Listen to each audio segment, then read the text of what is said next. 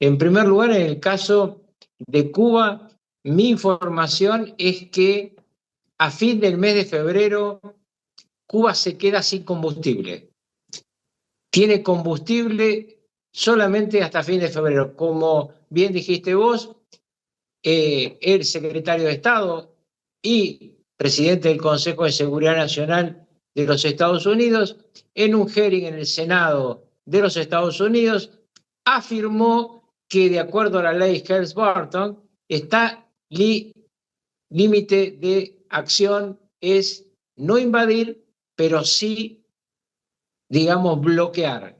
El bloqueo que la ley Helms-Burton estableció hace muchos años, que luego disminuyó durante la época de Biden, ya había disminuido en la época de Obama, lo había reimplantado Trump, pero Biden lo volvió a hacer mucho más laxo. Ahora se acabó esto.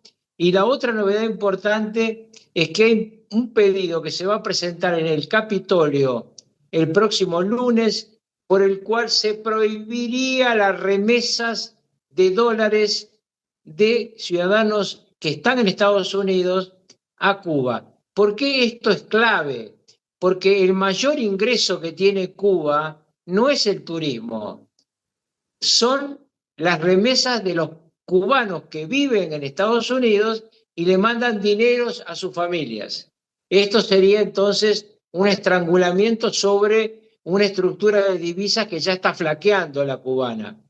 Toda la información que yo tengo es que hay una negociación en marcha avanzada para que se retiren del poder los que están usurpándolo hace 67 años, que se vaya tanto el presidente puesto por los dos, el que murió y Raúl Castro, y que Raúl Castro se exilie en Moscú.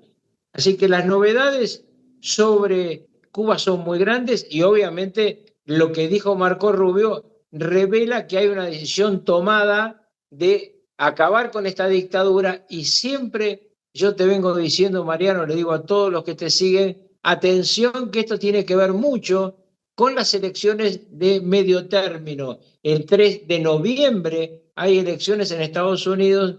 Donald Trump tiene dificultades hasta este momento en las encuestas, pero solucionando Cuba, acabando con la dictadura cubana, tendría un éxito garantizado en todo el sur de los Estados Unidos de costa a costa, y esos son muchos representantes, pero además son senadores, entre ellos el que va a reemplazar a Marco Rubio. Bueno, importantísima esta información que nos decís, el hecho de negociaciones avanzadas, porque nos venías hablando de estas negociaciones, pero ya estarían avanzando estas negociaciones para, bueno, terminar con el régimen de Cuba, que, bueno, habiendo visto lo que pasó con Maduro por no aceptar todos los ofrecimientos, me parece que no tienen mucho margen para hacerse los guapos. No, yo tengo la información de que Raúl Castro está de acuerdo en irse a Moscú. Claro está, él es el poder detrás del trono, el trono lo tiene Díaz-Canel, hay que ver cómo están funcionando esas relaciones. También tengo la información de que Rusia le ha dado un camino de salida a Raúl Castro, lo que significa que, como pasó en el caso de Maduro en Venezuela, hay una conversación entre Estados Unidos y Rusia para solucionar estos temas.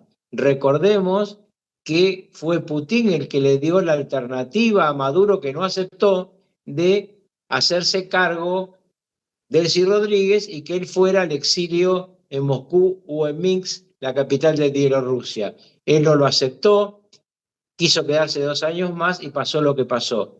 Me da la impresión que se trabó a sí mismo, por lógica, Marco Rubio en el hearing en el Senado, la acción de extracción.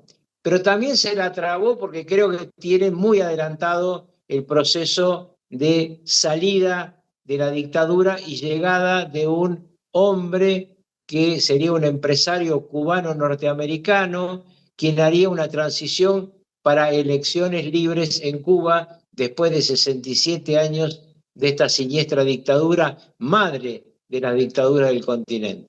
Make a public commitment today to rule out U.S. regime change in Cuba?